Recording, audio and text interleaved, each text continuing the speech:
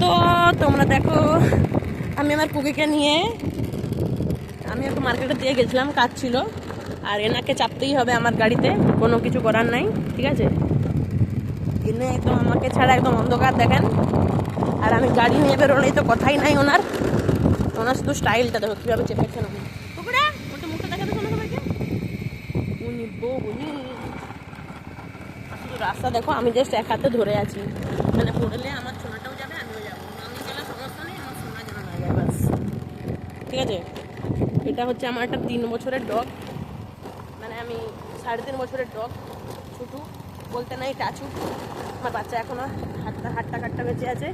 আমি ওকে রোড থেকে তুলেছিলাম, ঠিক আছে। আজকে দেখো, যে কোনো ট্রেনিং ডগকেও হার মানিয়ে দেবে, যে কোনো ট্রেনিং ডগকেও হার মানাবে, এত ভালোবাসে ও আমাকে। মানে কোনো ট্রেনিং ডগ যে এত ভালোবাসতে পারে আমাকে, আমার কোনো আইডিয়া নেই। আই ডোন্ট হ্যাভ রেডি মানে আমার কোনো আইডিয়া নেই। মানে ট্রেনিং ডগও যে কি উল্টাপাল্টা বলছি আমি, আর যাই হোক, মানে ট্রেনিং কুকুরের থেকেও খুব ভালোবাসা ও আমাকে। দারুণ ট্রেনিং পেয়েছে, জাস্ট লেভেলের ট্রেনিং। আমি ওকে তেমন ট্রেনিং কিছুই দেয়নি। আমি গাড়ি নিয়ে বেরোলেই ওকে বেরোতে হবে, এই জিনিসটা। আমি গাড়ি নিয়ে দেখলেই ও আমাকে পিছন দৌড়াবে, ঠিক আছে, পিছন দৌড়াবে। সেই থেকেই আমি ওকে এই যে ডিকির পাড়া নিতে বসা শিখিয়ে দিয়েছিলাম। সেই থেকে ও ডিকিতে বিন্দাস বসে থাকে, খামারায় সামনের দিকে তাকিয়ে দেখো। আর কোনো কুকুর দেখলেই ভাবো করবে, গাড়ি থেকে নামার চেষ্টা করবে।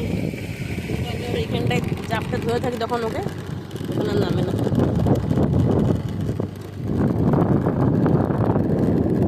মোটামুটি হলো, আমার অনেকদিন থেকে ছিল ইচ্ছা আমি তোমাকে একটা ভিডিও বানাবো। এটা হচ্ছে আমার স্ট্রিট ডগ, ঠিক আছে।